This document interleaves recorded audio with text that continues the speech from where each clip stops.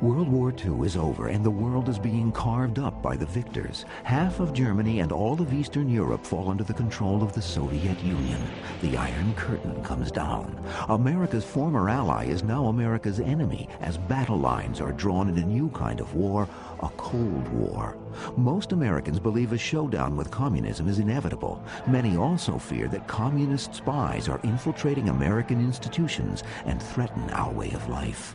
Believe me, you communists can't keep fooling the entire world. American politicians begin their assault against communism. I am holding in my hand a microfilm of very highly confidential, secret State Department documents. These documents were fed out of the State Department by communists who were interested in seeing if these documents were sent to the Soviet Union. Lives and reputations are put on the chopping block. From Hollywood to Washington, D.C., from the heartland to Manhattan offices, loyalty becomes an issue, and the question, are you now or have you ever been, is used to probe communist infiltration. I am not and never have been a member of the Communist Party. By 1948, the House Un-American Activities Committee has already pursued suspected communists for a decade.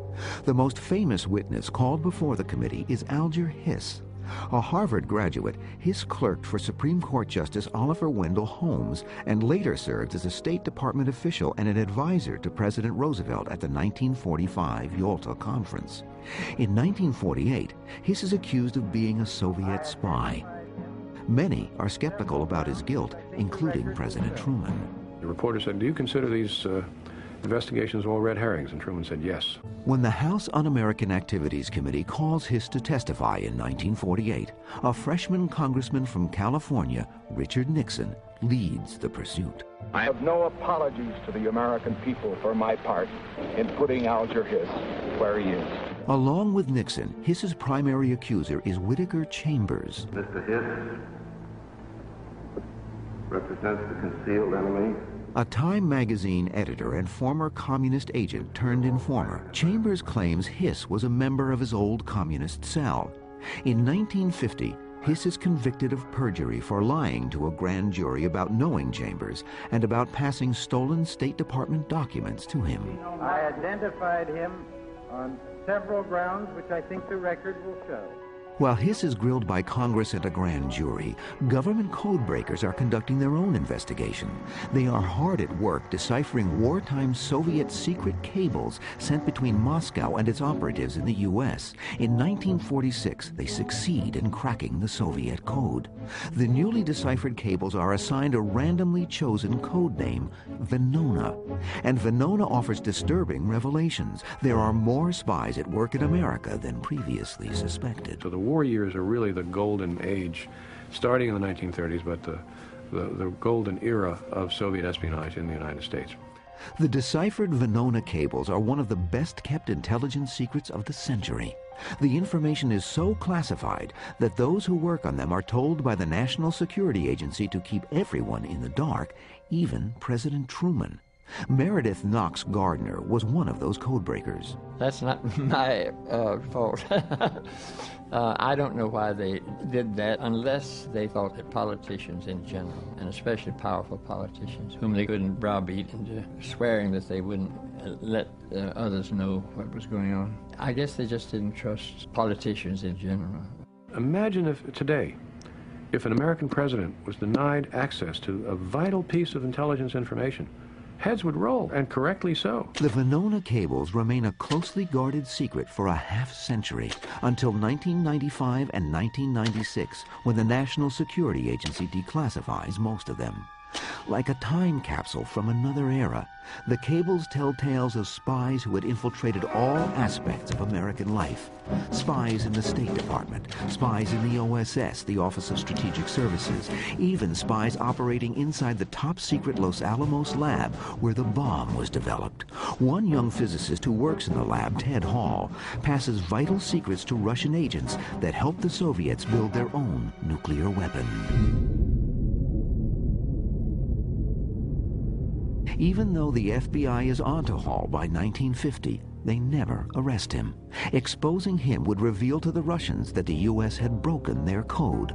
Hall goes free. Ted Hall, who now by his own admission gave the Soviets the most explicit information about the atomic bomb process. Paul was allowed to leave the country, emigrated to Britain, where he became a very successful, prominent scientist. There are other bombshells in the declassified Venona cables. The man who symbolized the so-called Red Witch Hunt's Alger Hiss is proved to have been a highly placed Soviet spy.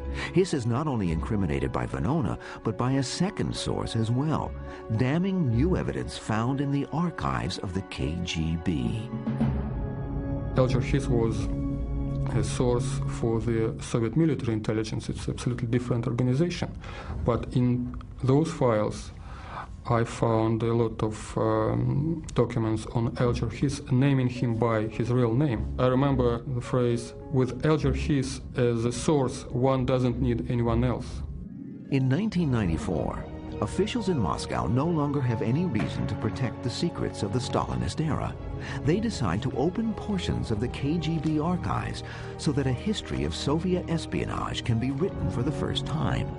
American historian Alan Weinstein joins with journalist and former KGB agent Alexander Vasiliev to examine the files. I am the first person who did any research in the archives. No one, including people who were giving me the files, no one knew what was there. And I found there a lot of things which they didn't want me to find. Weinstein and Vasiliev embark on a remarkable journey of discovery. Each new file offers detailed information about Americans who collaborated with Moscow. The revelations in the KGB files also mirror the startling disclosures contained in the Venona documents.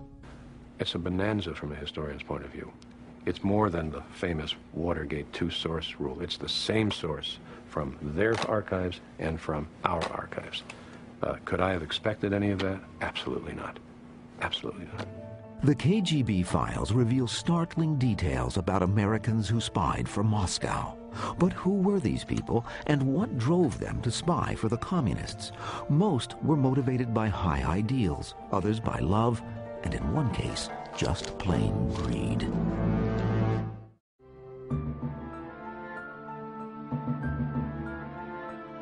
We go back to America in the 1930s. The Great Depression causes widespread unemployment. Many believe capitalism has failed.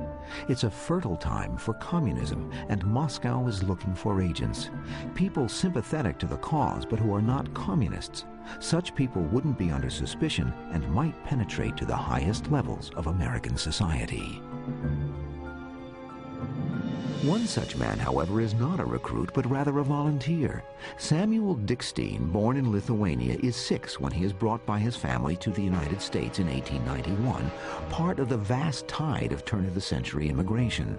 He rises through the political ranks of New York's Democratic Party, and in 1922 he is elected to the United States Congress. He is still serving his New York district during the most desperate days of the Depression.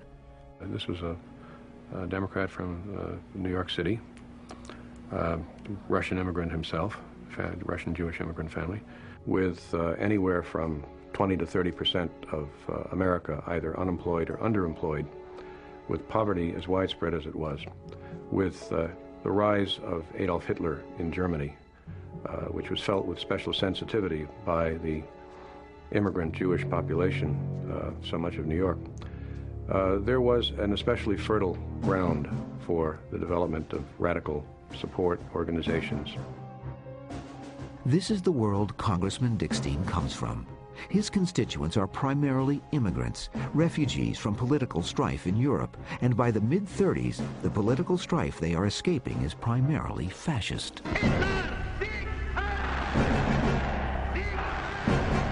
The man was known as a person whose specialty was immigration, chaired the Immigration Committee in the House, but his claim to fame was to have started the House process that led to the House Un-American Activities Committee. In 1934, Dickstein gains House approval for this special but temporary committee. Dickstein is appointed vice chairman, and John McCormick of Massachusetts is appointed chairman. During its first year, Dickstein tries to keep the committee focused on American Nazi sympathizers, but other members broaden the scope to include communists in America. We are organizing an army of the liberation of the people.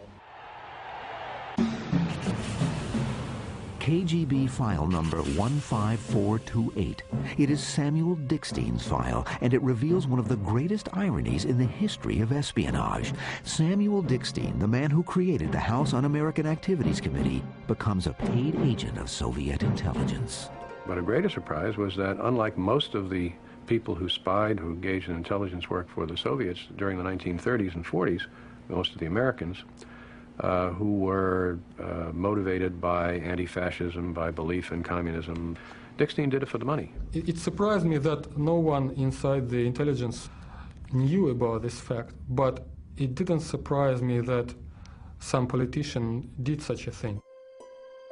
When former KGB agent Alexander Vasiliev first comes across Dickstein's file, he finds a description of an audacious, unscrupulous man who had one thing on his mind when he walked into the Soviet embassy in Washington, D.C. on December 20th, 1937.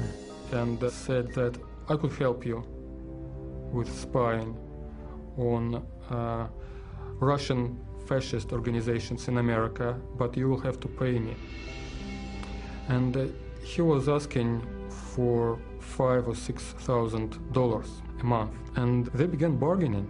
You know, as a former operative of the Soviet intelligence, I can't imagine myself bargaining with a U.S. congressman about payment. But they did it, and they actually agreed on $1,250 a month. For that price, Representative Dickstein tries to provide anything the Soviets might be interested in. We have a list of various items he passed, which would have been including government internal budgets on how much the U.S. was spending on military issues. There are a whole bunch of government documents that he is supposed to have passed, according to the files. But in this pre-World War II period, the Russians want Dickstein to investigate anti-Soviet groups in the United States. But Dickstein was much happier spying on fascist groups or on monarchist groups for them. One of the things about the Soviet intelligence is they never stopped focusing on the tiniest of the remaining monarchist groups supporting a restoration of the monarchy in the Soviet Union, nor did they stop focusing on Leon Trotsky's supporters, also a small band, even after they had assassinated Trotsky.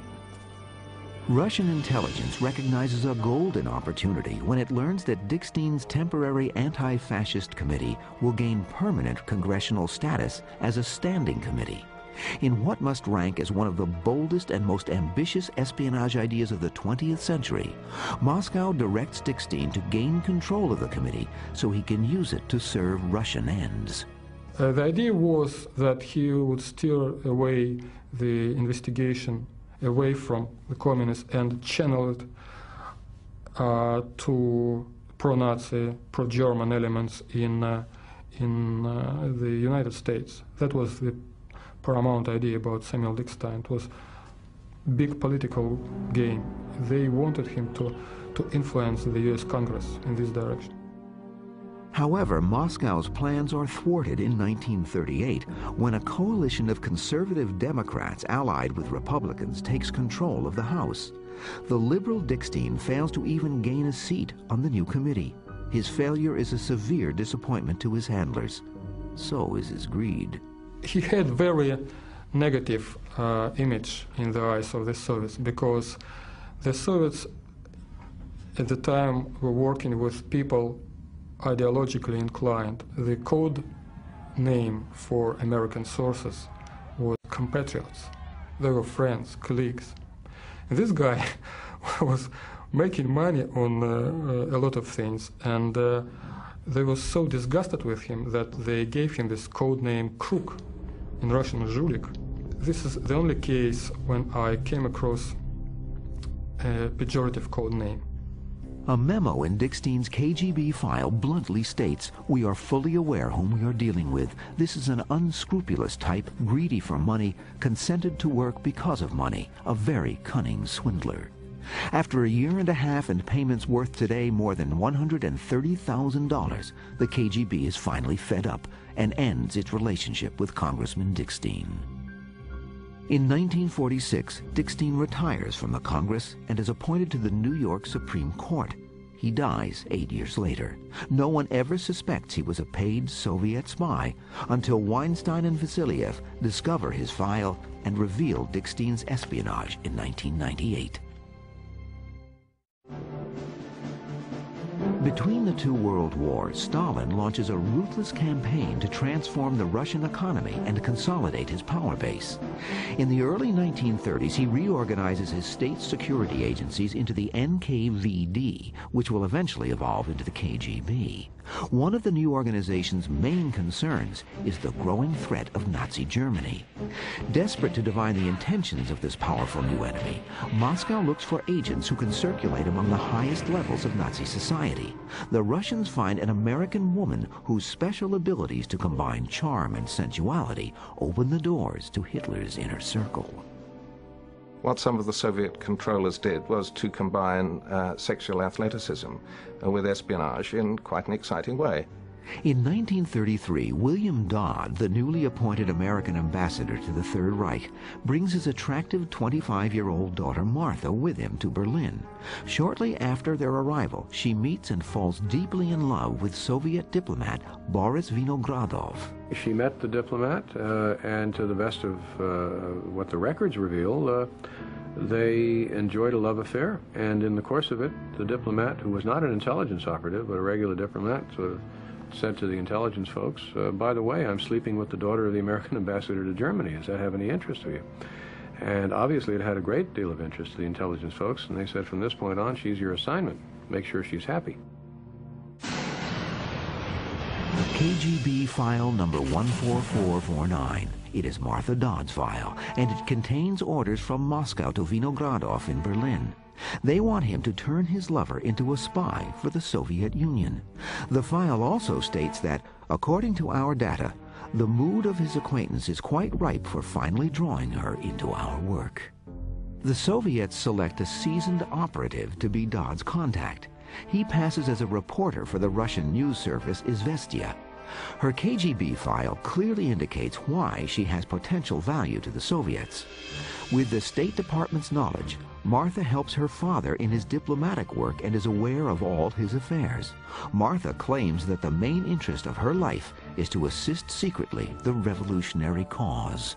She was a major acquisition for the Soviets because she offered not only access to documents that her father left about his office, she could wander in and out at will. For the Soviets, the kind of information Dodd can access might be critical to the survival of Russia in the event of war with Germany. I think that her information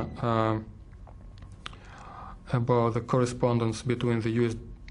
Embassy in Berlin and the State Department was very important, because in the late 30s, the Soviets were very concerned about by which road America would go in case of a war between the Soviet Union and Nazi Germany.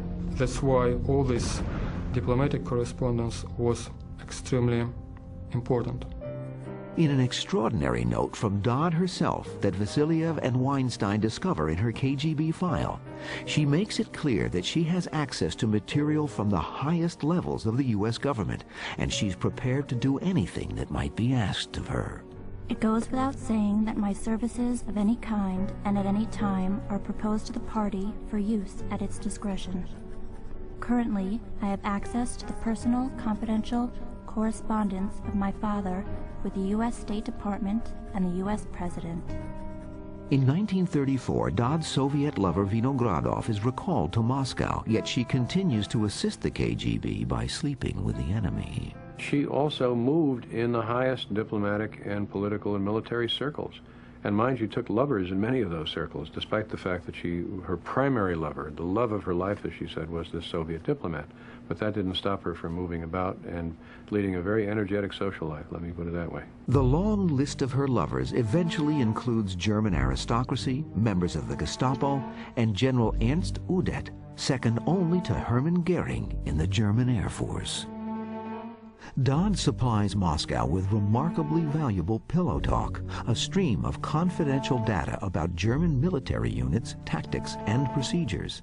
She forwards reports of Roosevelt's informal and private discussions about U.S. policy toward Poland, Japan, Germany, and Russia. She even offers to use her influence with her father and others to help the Soviets hand-pick her father's successor.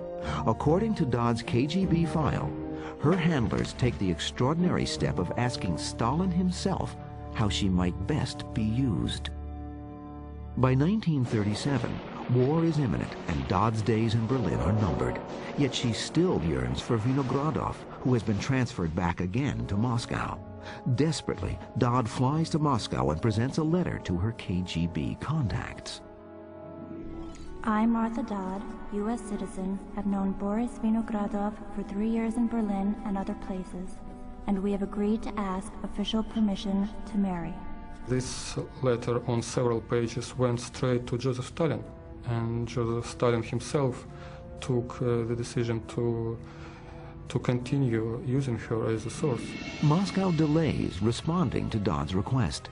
Late in 1937, her father resigns his post as ambassador and Martha reluctantly returns to America. Unknown to her, Vinogradov is arrested when Stalin purges his diplomatic corps of those he suspects are disloyal. Before Vinogradov is executed, the KGB forces him to write to Dodd as if nothing is amiss. Martha writes back, unaware that her lover is dead. What I like about Martha Dodd also is that in a conversation she once said, "I have a weakness for the Russians. There is something in them." It's very flattering, isn't it? In 1940, Martha Dodd is back in the United States. She marries and fades into the background, working as a spotter who identifies other potential agents for Moscow, including her husband. In the early 50s, an FBI investigation names her as a suspected Soviet spy. With her husband, she flees to Moscow and then Eastern Europe, where she lives out her days. In 1990, she dies at the age of 82. I think it's reasonable to think of Martha Dodd as an American Mata Hari to some extent, since, she did manage to combine sex and espionage in a personally fulfilling way, I think. And particularly fulfilling to the Soviets were Martha Dodd's detailed accounts of German military plans and procedures, as well as her vivid descriptions of debates among FDR's inner circle during the critical years leading up to the war. It made her a very important Soviet asset in the 1930s.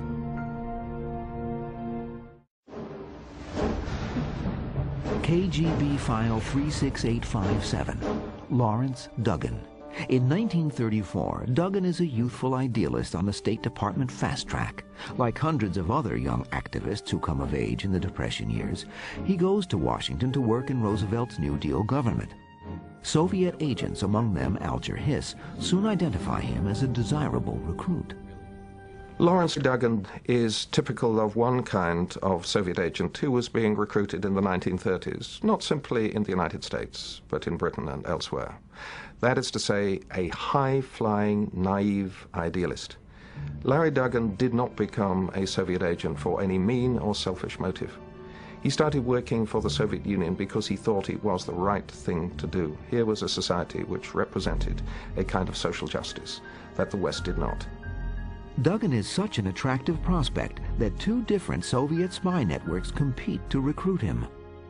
According to his KGB file, in 1936, Duggan is drawn into the shadowy world of Soviet espionage by Hedda Gumpers, an anti-Nazi German exile and Russian agent.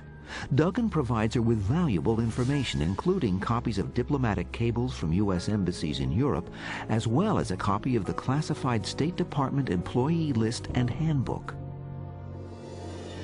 As Duggan rises in the hierarchy of the State Department, his access to valuable information increases, which naturally enhances his value to the Soviets. But he also learns more about Stalin's purges and the power struggles in Moscow. The news makes him uneasy. Even more alarming to Duggan are reports of defectors, former Soviet agents seeking to escape Stalin's reign of terror. One potential defector, Ignaz Rees, is in a position to blow Duggan's cover, but the Soviets are ruthlessly determined to protect him.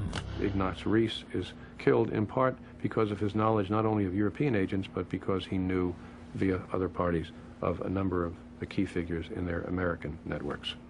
A note in the KGB archives reads, "Rees is liquidated, but not yet his wife. So far, we do not know to what extent she knows about Duggan and what steps she will take in the future. Now, the danger that Duggan will be exposed because of Rees is considerably decreased." His secret intact, Duggan is promoted to the head of the State Department's Latin American division and then to the sensitive post of personal assistant to Secretary of State Cordell Hull. He also acquires a friend and supporter who could help him rise even further, the Vice President, Henry Wallace. This country belongs to all of us, and we have got to keep it at work to keep it strong. In Larry Duggan, the KGB came closest to achieving the biggest success it had ever achieved in the United States. We now know that Franklin Delano Roosevelt was terribly, terribly ill in 1944. In 1944, and for the previous 4 years, his vice president was Henry Wallace. Now, Henry Wallace had already worked out the major appointments in a Wallace administration. Had Roosevelt died in 1944, as it's entirely possible that he would have done, then we would have had a President Wallace. And we now know who the Secretary of State to President Wallace would have been. It would have been Larry Duggan, a Soviet agent. It is among the greatest what-if stories in the history of espionage. This decoded Soviet cable indicates how close Russia came to placing an agent in one of the highest offices in the United States. Kinyats is the Russian codename for Duggan, and Lotzman is Henry Wallace. The cable reads, "If Lotzman gets an interesting post, it goes without saying Kinyats must get in on it by using his friendship." However, this scenario never unfolds, and Duggan's world begins to crumble when former Soviet agent Whittaker Chambers identifies Duggan as a secret communist to a State Department security official. He resigns his post as Secretary of State Hull's advisor and tries to cut off all contact with his former spy masters. But details in his KGB file show that he is relentlessly pursued by his Soviet handlers. And one of the things that we tend to forget nowadays is the sheer tension that accumulated in some of those people in the United States who were working for the Soviet Union at the end of the Second World War. In December 1948, the FBI steps up the pressure on Duggan, questioning him about his relationship with Alger Hiss. Virtually on the heels of FBI questioning, the KGB comes knocking, demanding to know if Duggan talked. At 9 a.m. on December 20th, 1948, only days after his KGB interrogation, Duggan enters his office in New York. At 10 a.m., he plunges 16 stories to his death. Did he jump, or was he pushed? It's not certain that Larry Duggan committed suicide. He certainly fell from a very great height, and it's a very unusual kind of accident. Duggan's KGB file lays bare the details of how thoroughly Soviet agents penetrated the State Department. But recently uncovered KGB files also reveal how deeply Soviet spies penetrated another U.S. agency, a very secretive agency, the Office of Strategic Services, the OSS. There were a number of specific agents within the OSS who worked for the Soviets who passed along a variety of materials. And obviously, if you're running a foreign intelligence agency, it is useful, perhaps best, not to have double agents in your midst. The OSS had a number of them. KGB File 45049, Duncan Lee. Lee is a Yale graduate and Rhodes Scholar. When his mentor and former law partner, General Wild Bill Donovan, creates the Office of Strategic Services in 1942, Donovan recruits Lee to be his assistant. The ultimate dream for any intelligence agency is to recruit the head of another intelligence agency. Now, if you can't do that, recruiting his right-hand man is the next best thing, and Stalin got the next best thing, and his name was Duncan Chaplin Lee. Lee's broad access to OSS operations makes him an invaluable source. The cautious Lee provides no documents, but his tip-offs allow other Soviet agents working within the OSS to evade detection.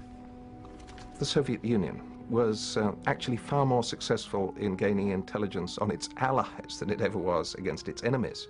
And because its operations against its allies, Britain and the United States, were on so much a larger scale than its operations against its enemies, it was convinced for much of the war that its allies must be engaged in equally large operations against it. There is more than a grain of truth to that suspicion. Many American and British officials believe Russia will become the next big enemy after Hitler is defeated. They withhold from the Soviets the secret date of D-Day.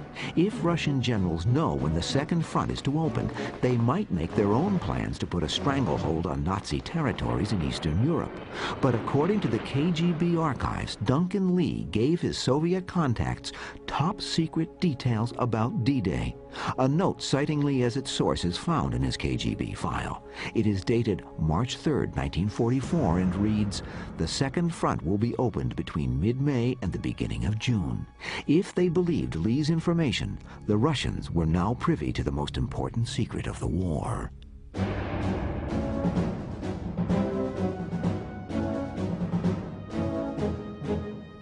By 1944, Lee believes that he is losing his cover and suspects that American counter-espionage agents are closing in on him.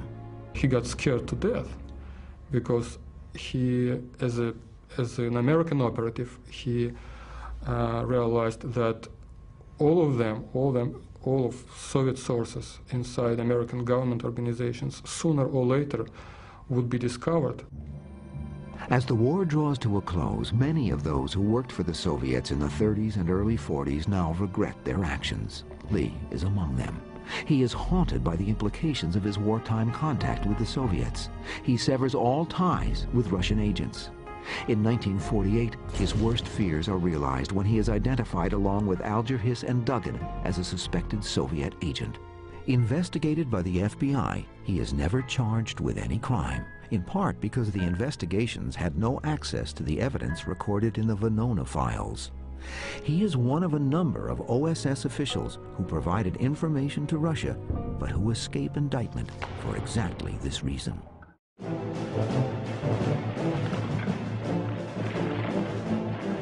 One of Joseph Stalin's highest priorities during World War II was achieving military parity with the United States. He realizes the fastest and easiest way to do this is by stealing the necessary technologies from America. America was a perfect place to steal military technologies. They were stealing everything from planes and tanks and ships to elevators in houses and even lipstick. They needed lipstick, so they stole it in America. The most important single secret that Soviet spies smuggle out of the U.S. are designs for an atomic bomb. But Stalin is not easily convinced that he has gained anything of value. Stalin was one of the most suspicious men ever to lead any major power in the 20th century. So that, even when he'd got the most remarkable secrets from another country, he always thought, am I being fooled? And it took him 4 years to realize that he'd really been given the plans of the atomic bomb. In the spring of 1949, Igor Kurchatov, the leading Soviet scientist in charge of the Russian atomic bomb project, actually takes plutonium sealed in a football-shaped casing to a meeting and hands the casing to Stalin. Stalin said, how do I know? Convince me. How do I know that this really is a nuclear charge?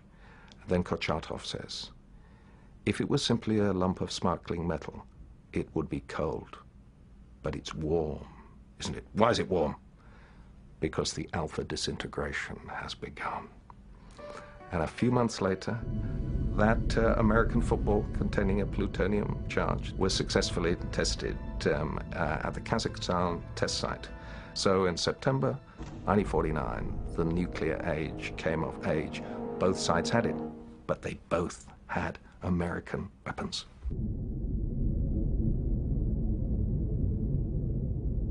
Some of the atomic secrets are stolen by a Los Alamos machinist recruited by Julius Rosenberg, who runs a Soviet spy ring. Rosenberg and his wife Ethel are executed for atomic espionage in 1953. It's tragically ironic that Julius Rosenberg should have been executed for one of his sidelines. What we now know is that the Rosenbergs, Julius Rosenberg, with some help from his wife Ethel, was running one of the biggest scientific and technological espionage networks in the history of the United States. One of the key links to the illegal transfer of American technology to the Soviets is William Pearl, who is also a member of the Rosenberg spy ring. In the mid-1930s, Pearl joins a branch of the Young Communist League while a student at the City College of New York. After earning his engineering degree, Pearl goes to work for the National Advisory Committee for Aeronautics, where he helps design streamlined aircraft bodies and revolutionary new propulsion systems for a futuristic new class of aircraft called jets. By then, he is also a... He was one of the principal architects of jet engines, and the prototype for the MiGs that were used by the Russians to fight in Korea during the Korean War were the designs given to them by William Pearl. On June 25, 1950, North Korea attacks South Korea. One of their most effective weapons is the Russian MiG-15, the Soviet Union's first jet fighter. The American-dominated United Nations forces engage the MiGs with propeller-driven fighters, but the MiGs are far superior, and the UN forces suffer heavy losses. Only when the U.S. Air Force begins deploying the Sabre, America's first jet fighter, does the balance of power shift in its favor. It will be decades before the world learns the ironic truth.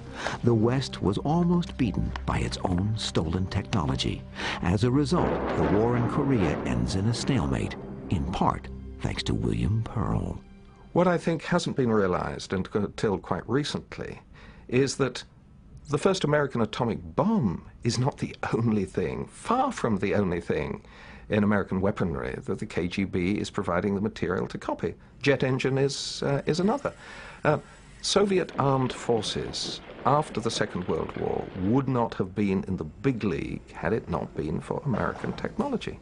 And they depended throughout the Cold War even more on American technology than they did on Soviet technology. It is 1960, and William Pearl's treasonous activities blow up on the world scene on May 1st. While flying at 60,000 feet over the Soviet Union in a U-2 spy plane, Air Force Captain Francis Gary Powers is shot down. Powers is captured and imprisoned, a major propaganda coup for the Soviets. But how was Powers' U-2 detected? With American-issue technology, radar. The radar used to spot and target Powers' plane is based on plans stolen by Pearl and passed to Russia through the Rosenberg spy ring. If you just take atomic espionage and put together all the data they got from their collective spies, of which we now know there were certainly a good many, this enabled them to make progress years ahead of time.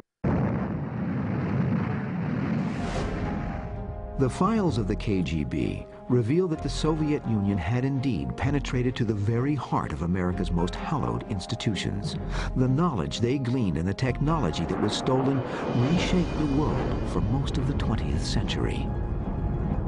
To ex-KGB agent Alexander Vasilyev, the revelations in the files of the KGB offer human as well as historical insights. For me personally, it was important why they did it and how.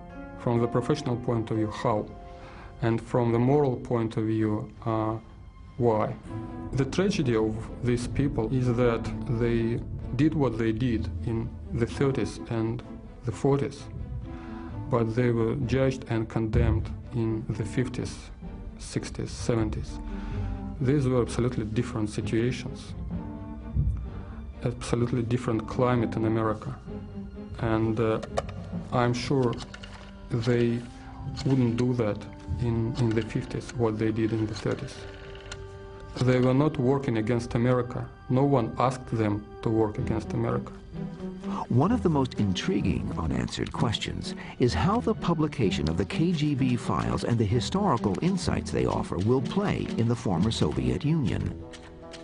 I'm hoping that they will not view the new revelations here, that some of which, many of which perhaps they would have preferred not to have come out. I'm hoping that they see that in the context of what happens when a country deals honestly with its own past. No country has a future until it can deal honestly with its past. The KGB files reveal a history of Russian spies that is much larger and more complex than previously suspected. But the files also show that the great heyday of Soviet espionage in America had faded years before the Red Scare created a period of national paranoia. The revelations from the KGB archives are a bracing reminder that our familiar world, the shared past we thought we knew, is not fixed and unchanging. History, the KGB files remind us, may be as full of surprises and potential change as the future.